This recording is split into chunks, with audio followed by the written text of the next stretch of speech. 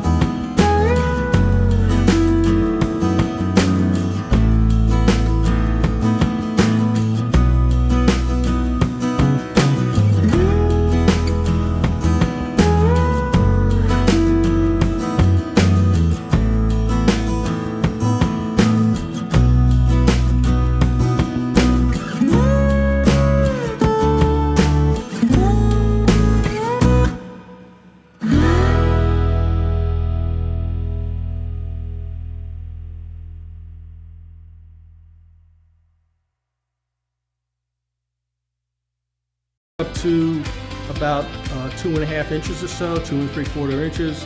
Really just cost a few dollars. It might come in handy for you, and I hope that helped you out there.